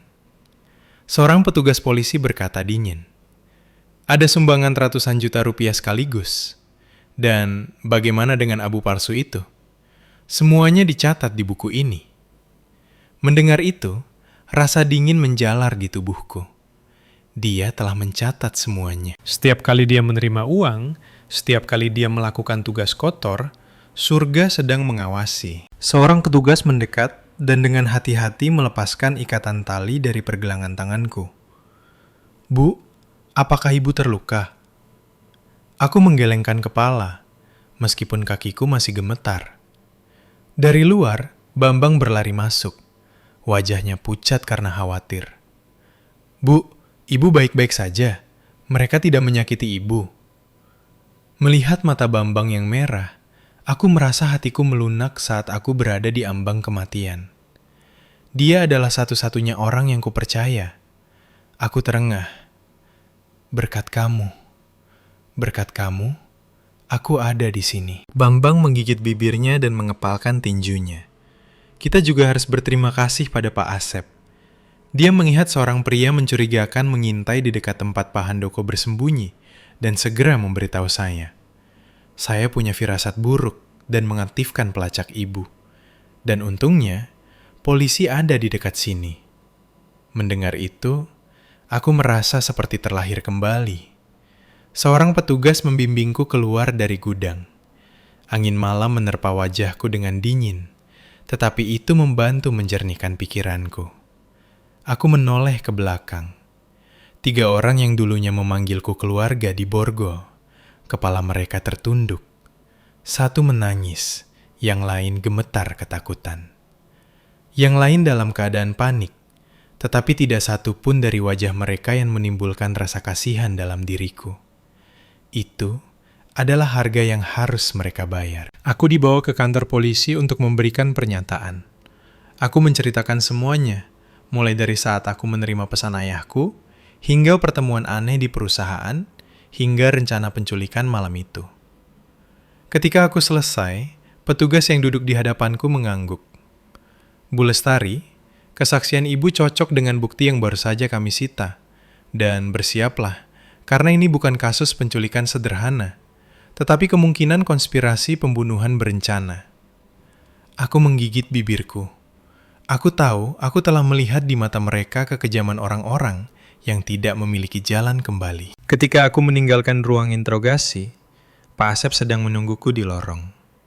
Pria parubaya yang telah bekerja untuk ayahku selama lebih dari 20 tahun ini, matanya berkaca-kaca saat melihatku. Bu, maafkan saya. Saya tidak bisa melindungi ibu. Aku menggelengkan kepala dan memegang tangannya. Bapak menyelamatkan saya, Pak Asep. Saya tidak akan pernah melupakannya. Di halaman kantor polisi, angin kencang bertiup. Aku menatap langit yang gelap. Aku tidak pernah merasa sekuat ini. Tubuhku lelah dan kakiku masih gemetar. Tetapi aku memikirkan ayahku, tentang rasa sakit yang dideritanya, dan tentang saat dia akan tampil ke depan untuk mengungkapkan seluruh kebenaran. Malam itu, aku selamat. Tetapi besok akan menjadi hari keadilan mulai berpihak pada kami. Babak baru yang brutal, tapi penuh harapan, menantiku. Keesokan paginya, Bambang dan aku pergi ke markas polisi untuk memberikan pernyataan yang lebih rinci. Saat aku masuk, aku melihat seseorang duduk membelakangiku. Rambutnya yang memutih dan postur tubuh yang akrab membuat jantungku melonjak. Ketika orang itu berdiri dan berbalik, aku melihat itu adalah ayahku. Dengan gumpalan di tenggorokanku, aku nyaris tidak bisa berkata-kata. Ayah! Ayahku tersenyum, tetapi matanya merah. Dia membuka tangannya, dan aku memeluknya seperti anak kecil yang bertemu kembali dengan ayahnya setelah sekian lama. Pakaiannya masih berbau disinfektan, dan tanah dari hari-harinya dalam pelarian. Semua itu menyakitkan dan menyedihkanku. Dia menepuk punggungku dan berkata, "Sayang, aku baik-baik saja. Kau melakukannya dengan sangat baik, Lestari." Aku menatap wajahnya yang kurus. Di matanya, tidak ada lagi kepahitan dari hari-hari yang lalu, tetapi tekad dan kekuatan seorang pria yang akan merebut kembali kehormatannya. Dia meletakkan tangan di bahuku dan berkata, "Hari ini, aku akan menceritakan semuanya pada mereka." Aku mengangguk. Di samping kami, Bambang yang juga emosional menyapa ayahku dengan suara gemetar. Ayahku tersenyum balik padanya seolah dia anaknya sendiri. Kami dibawa ke ruang interogasi. Di atas meja dalam kantong tertutup adalah ponsel dan dokumen milik Romo Beni, ibu mertuaku, dan Aditya. Suasananya berat, tapi hikmat. Seorang inspektur berkata, "Pak Handoko, kami telah meninjau pernyataan Bu Lestari dan semua bukti. Untuk melengkapi berkas, kami meminta Bapak menceritakan semuanya dari awal." Ayahku menarik napas dalam-dalam dan mulai berbicara. Sekitar seminggu sebelum kecelakaan, saya melihat sesuatu yang aneh dalam beberapa kontrak. Jumlah uang yang besar telah ditarik tanpa alasan. Saya mulai menyelidiki secara diam-diam. Jantungku tersentak. Ayahku melanjutkan. Saya menemukan tanda tangan palsu pada 2 kontrak penting. Tanda tangan itu milik Aditya. Ruangan menjadi sunyi selama beberapa detik. Aku merasakan hatiku tenggelam, tetapi aku menelan air mataku. Sudah waktunya mendengar kebenaran, bukan untuk goyah. Ayahku melanjutkan. Saya memanggil Aditya untuk berbicara dengannya sendirian. Awalnya dia menyangkalnya, Tapi kemudian saya melihat ketakutan di matanya. Sebelum saya bisa mengambil tindakan, dia lari untuk memberitahu ibunya. Ibu Widya segera bertemu dengan Pak Salim, dan disitulah konspirasi dimulai. Inspektur bertanya, "Apakah Anda yakin mereka berkonspirasi untuk mencelakai Anda?" Ayahku mengangguk. "Iya, saya tidak sengaja mendengar salah satu panggilan telepon mereka." Pak Salim berkata dia akan mempersiapkan lapangan, dan Ibu Widya berkata itu harus dilakukan dengan bersih. Mereka juga menyebut Romo Beni. Mereka membutuhkan kecelakaan yang meyakinkan, dan seseorang yang dapat dipercaya untuk mengantarkan abunya. Aku mengepalkan tanganku sampai buku-buku jariku memutih. Mereka telah merencanakan setiap langkah dengan sempurna untuk menutupi kejahatan mereka. Ayahku menceritakan perlahan, seolah menghidupkan kembali kengerian hari-harinya sebagai buronan. Mobil saya telah diotak-atik, dan sopirnya dibius. Saya menyadari ada yang tidak beres, dan berteriak padanya untuk berhenti. Tapi dia sudah tidak sadarkan diri. Ketika mobil terbalik, saya terlempar dari pintu. Itu adalah kehendak Tuhan. Aku menundukkan kepala dan air mata jatuh ke punggung tanganku. Ayahku melanjutkan. Beberapa warga lokal di hutan menyelamatkan saya. Tapi saya tahu mereka akan kembali untuk memeriksa area itu. Jadi saya tidak bisa mengungkapkan identitas saya. Saya bersembunyi di hutan selama 3 hari dan mengetahui bahwa mereka telah membawa sebuah guci abu dan menyatakan kematian saya. Pada saat itu, aku tahu aku harus lebih waspada dari sebelumnya. Seorang inspektur bertanya, "Siapa yang memberitahu Anda sehingga Anda bisa menghubungi putri Anda?" Ayahku menatapku dan tersenyum tipis. Berkat berita pemakaman, saya mendengar sekelompok orang berbicara tentang waktu dan bahwa Lestari akan berada di tempat persemayaman sepanjang malam. Saya menemukan ponsel tua di gubuk itu dan mengirim pesan ke putri saya. Aku meremas tangannya erat-erat. Itu hanya beberapa baris, tetapi telah menyelamatkan hidupku. Inspektur mengeluarkan sebuah folder. "Pak Handoko, di ponsel Romo Beni, kami memiliki semua bukti transfer. Ada juga rekaman audio di mana dia menerima tugas untuk mendapatkan abu palsu. Dan di tas Ibu Widya, kami menemukan salinan kontrak untuk penyitaan aset." Ayahku menghela napas lega, tetapi diwarnai rasa sakit. Maka mereka tidak bisa lagi menyangkalnya. Aku melihat dokumen-dokumen itu dan bergidik. Orang-orang yang pernah tersenyum padaku, yang makan di meja yang sama denganku, yang memanggilku menantu, telah mencoba membunuh ayahku dan menyingkirkanku. Inspektur menyimpulkan, "Kami akan mengajukan tuntutan untuk beberapa kejahatan berat.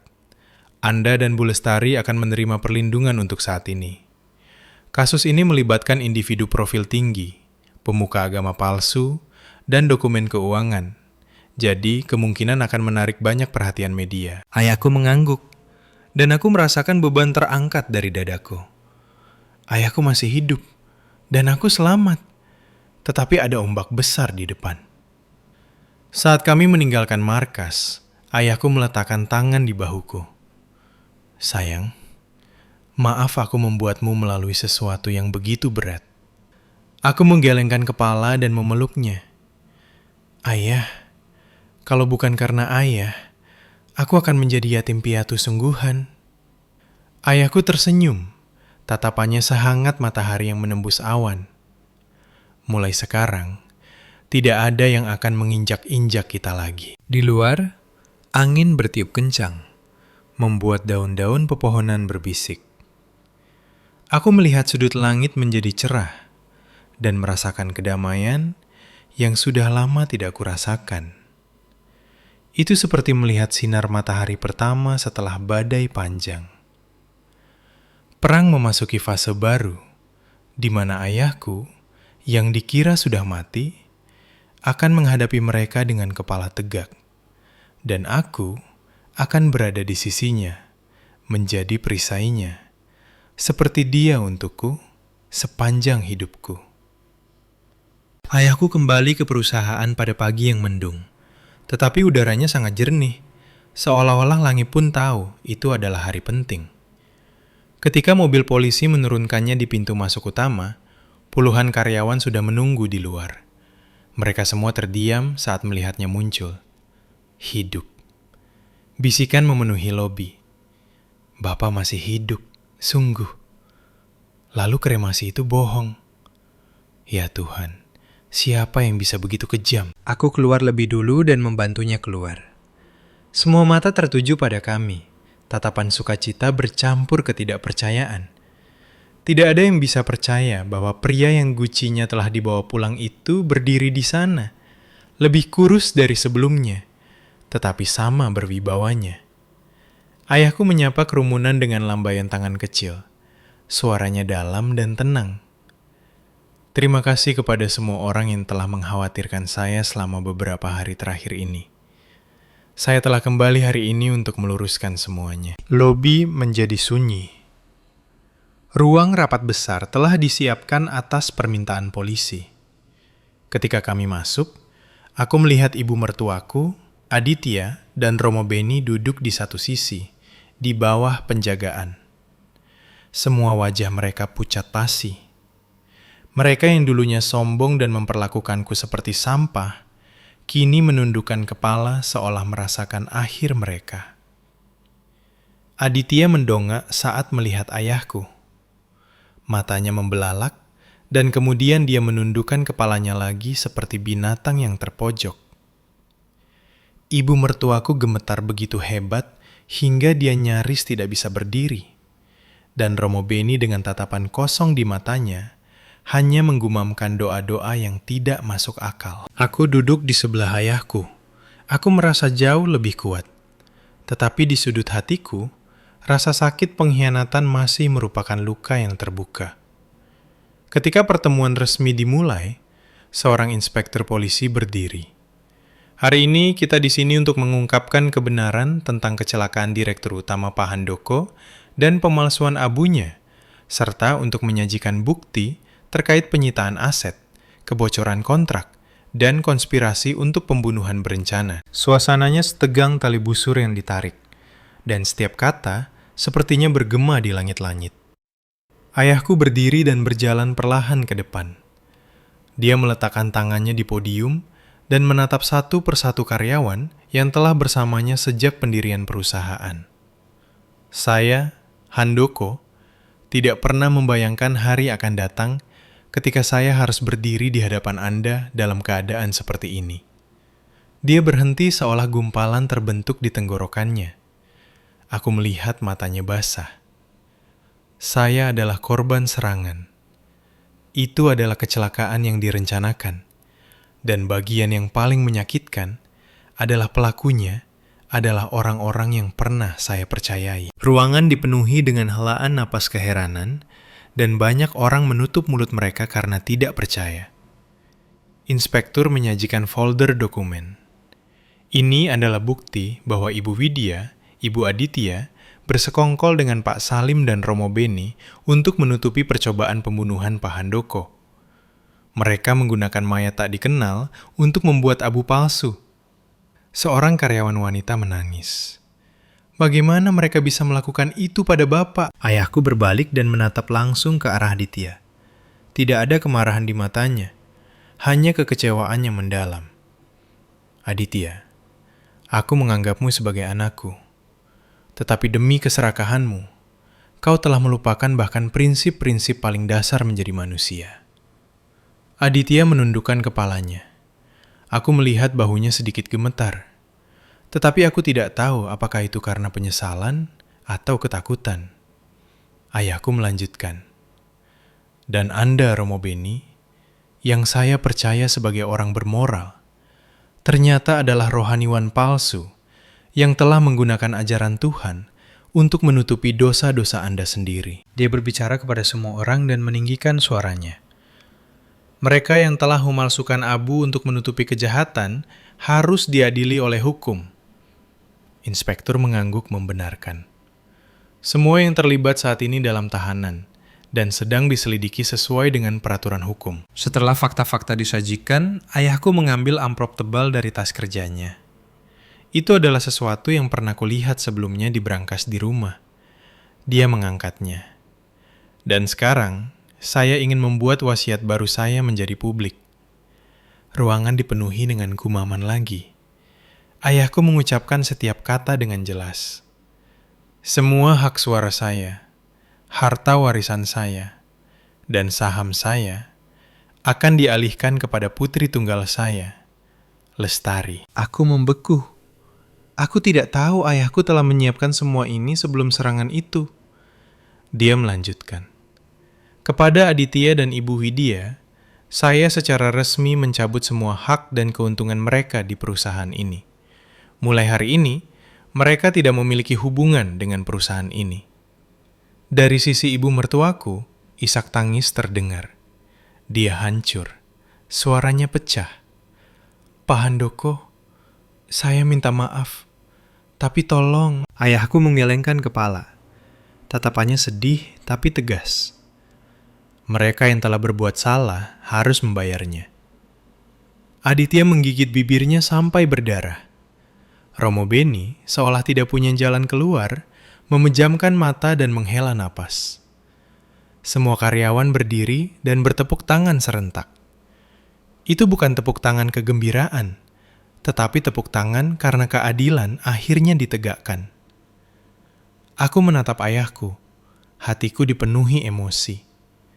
Aku merasa bahwa semua penghinaan dan rasa sakit yang terkumpul selama beberapa hari terakhir telah sedikit menghilang. Ayahku menoleh padaku dan berkata dengan suara rendah, "Sayang, mulai sekarang kau harus kuat, bukan hanya untukku, tapi untuk dirimu sendiri." Mataku berkaca-kaca dan aku mengangguk. Dia benar. Mulai sekarang, aku akan hidup untuk diriku sendiri.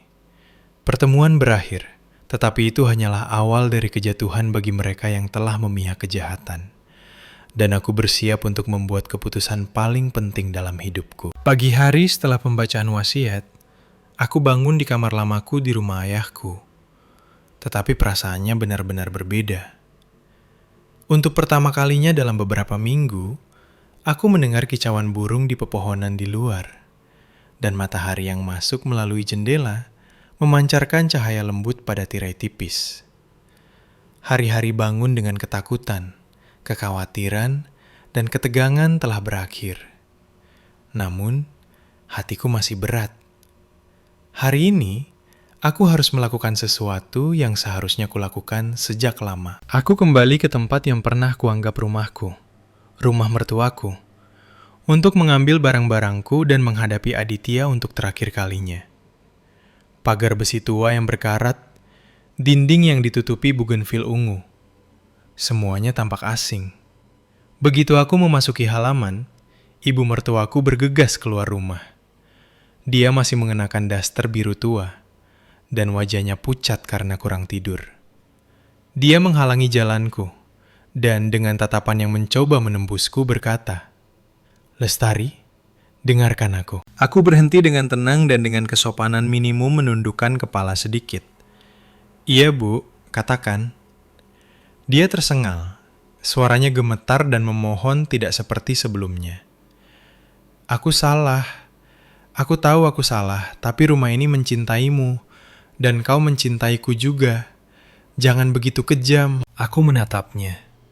Aku tidak merasa marah, bukan karena aku mengasihaninya, tetapi karena hatiku sudah menjadi dingin. Apa yang rusak tidak bisa diperbaiki. Air yang tumpah tidak bisa dikumpulkan kembali. Sebuah pepatah tidak pernah tampak begitu benar seperti saat itu. Aku menjawab dengan lembut, "Bu, saya tidak ingin menyalahkan siapapun. Tetapi jika saya tetap diam setelah apa yang ibu lakukan pada ayah saya dan saya akan mengecewakan diri saya sendiri." Dia menangis dan meraih tanganku. "Beri aku kesempatan untuk menembusnya, Lestari. Aku tidak ingin kehilanganmu." Aku dengan lembut menarik tanganku. Saya tidak kehilangan apapun, dan ibu juga tidak. Kita hanya bukan lagi keluarga. Saat itu, Aditya keluar dari ruang tamu. Dia mengenakan kemeja putih kusut dan berantakan seolah-olah dia belum tidur selama beberapa malam. Matanya merah, dan dia berjalan dengan langkah goyah. Melihatku, dia berkata dengan suara gemetar, "Lestari, tolong, mari kita bicara." Aku berdiri diam. Itu adalah momen yang harus kudengar untuk menutup bab ini. Aditya mendekat dan berhenti beberapa meter dariku. Bahunya merosot seperti seseorang yang telah kehilangan semua kekuatannya. "Maafkan aku. Aku benar-benar minta maaf. Aku terbawa suasana. Aku takut pada ibuku. Aku takut pada Pak Salim." Aku tersenyum tipis. Itu adalah permintaan maaf paling pengecut yang pernah ku dengar. "Aditya, kau takut pada orang lain, tapi kau tidak pernah takut kehilanganku. Aku istrimu, orang yang ada di sisimu." Aku menelan ludah, merasakan gumpalan di tenggorokanku. "Tapi ketika ayahku meninggal, kau berada di resor berpegangan tangan dengan wanita lain. Ketika aku pingsan karena kesedihan, kau mencoba membunuh ayahku untuk mengambil asetnya." Aditya hancur, menangis. Itu adalah isak tangis tersedak dari seorang pria yang telah kehilangan segalanya. "Lestari, aku buta. Aku benar-benar salah. Beri aku kesempatan untuk menebusnya. Aku berjanji akan mencintaimu. Aku akan meninggalkan ibuku. Aku memejamkan mata selama beberapa detik dan membukanya lagi. Suaraku begitu tenang, mengejutkan bahkan diriku sendiri. "Aditya, kau bisa membangunkan orang yang sedang tidur, tapi tidak orang yang pura-pura tidur.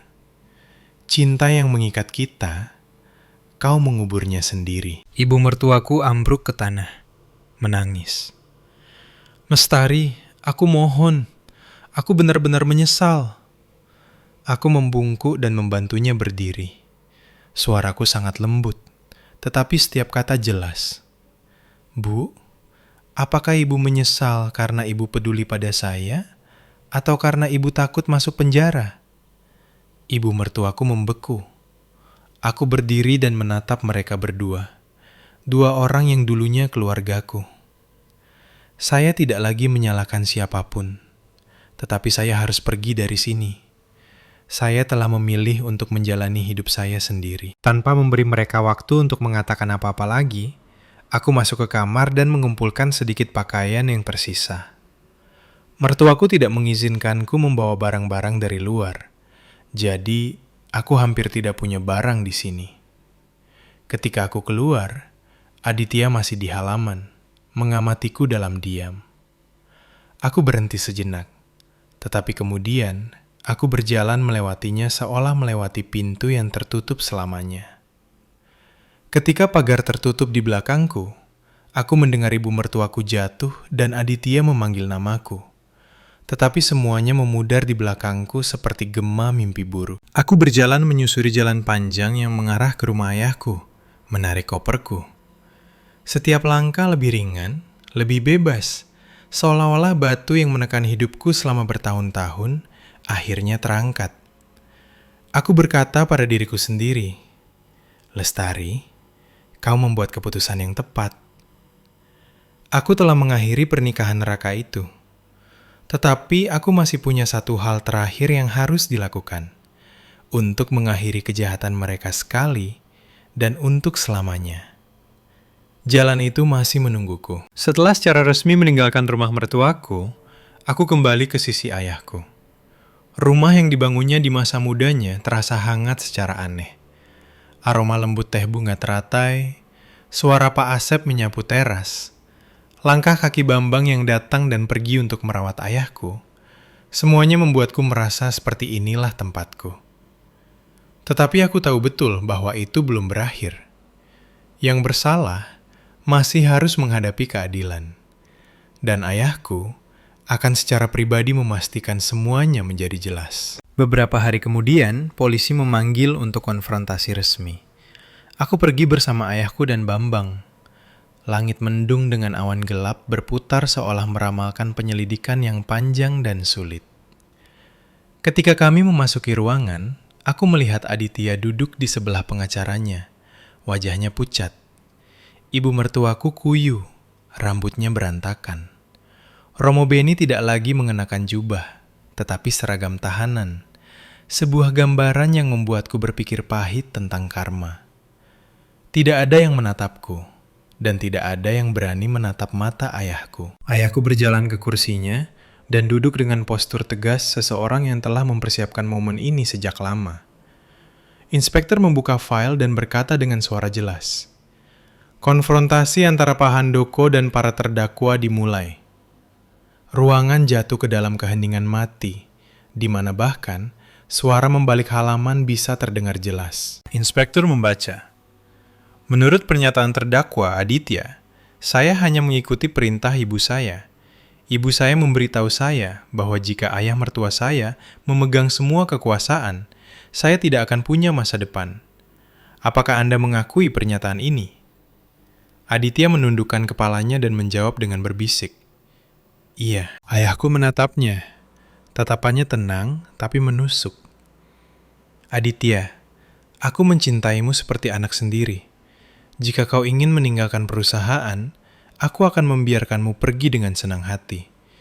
Tapi kau dan ibumu memilih jalan membunuhku untuk mencuri apa yang bukan milik kalian." Aditya tidak berani mendongak, hanya terisak pelan.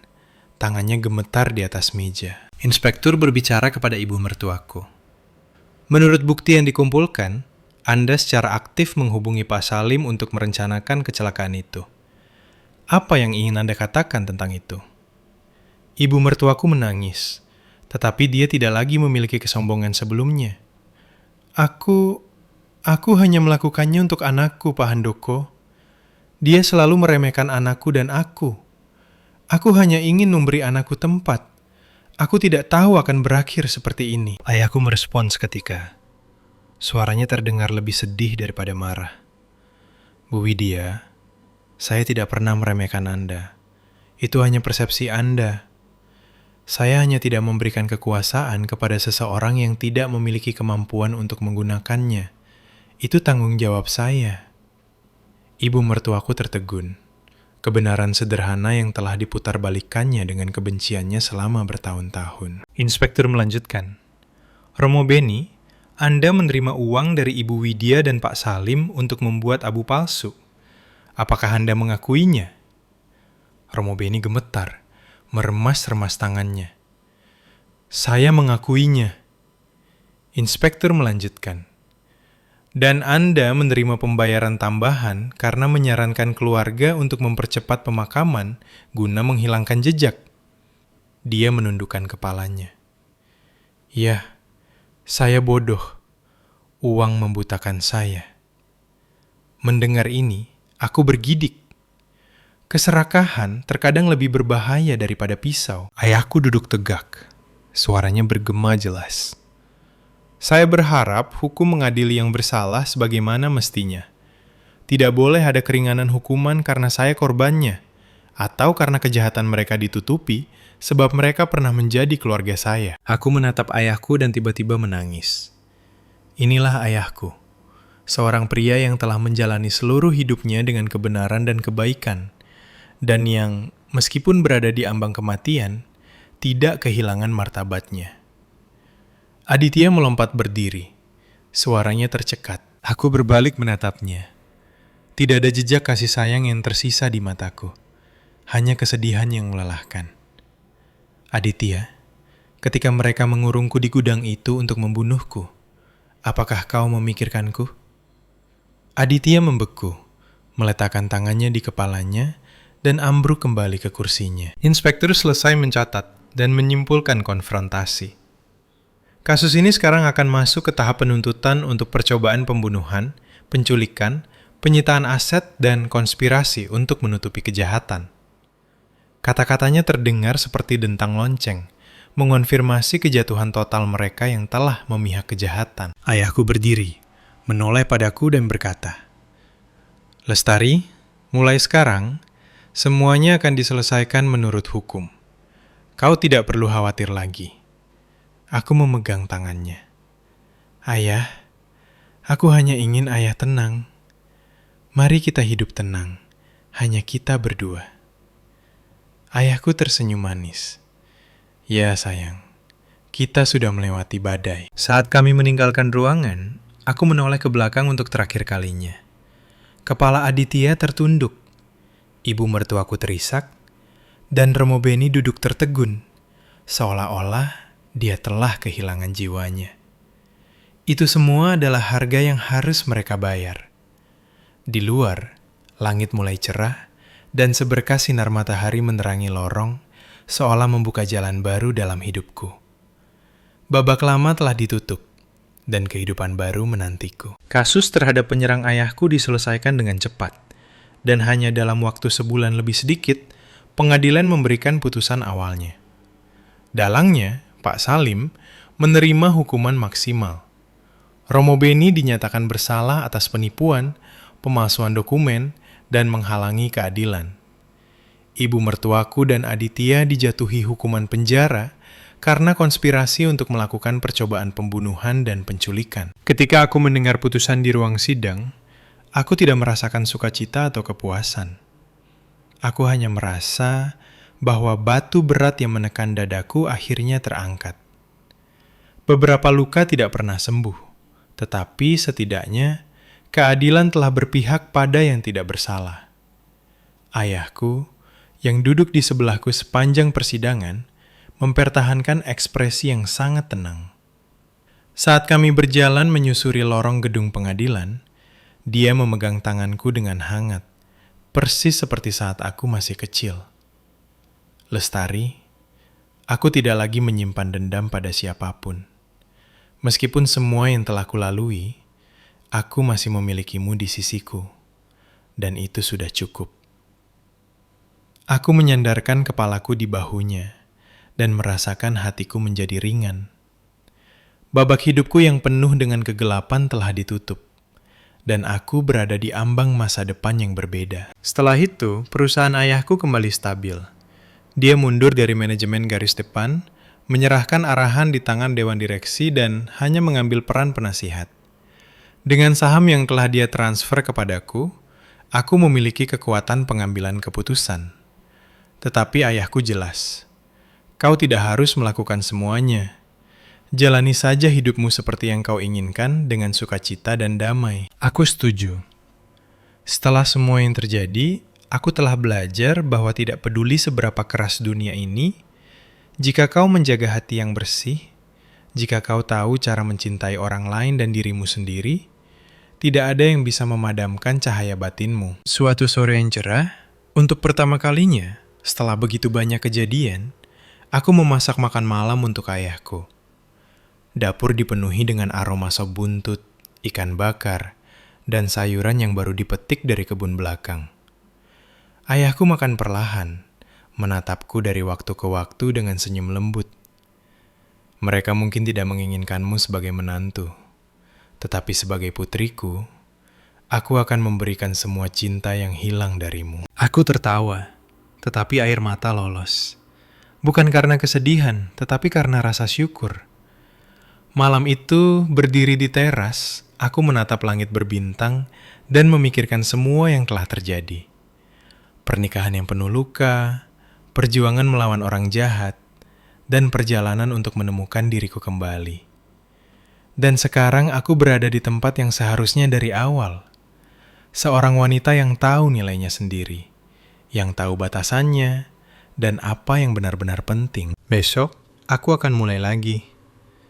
Mungkin aku akan membuka toko kecil, atau belajar sesuatu yang selalu kusukai, tetapi tidak pernah berani kucoba. Aku tidak menginginkan kehidupan yang megah. Aku hanya menginginkan kehidupan yang benar-benar damai.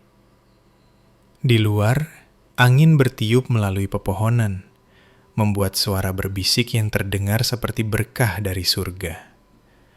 Aku memejamkan mata dan tidak berbicara kepada siapapun secara khusus. Mungkin hanya pada diriku sendiri, aku berbisik. Lestari, mulai sekarang, berbahagialah dengan sungguh-sungguh. Babak sebuah era telah ditutup, dan kehidupan baru saja dimulai.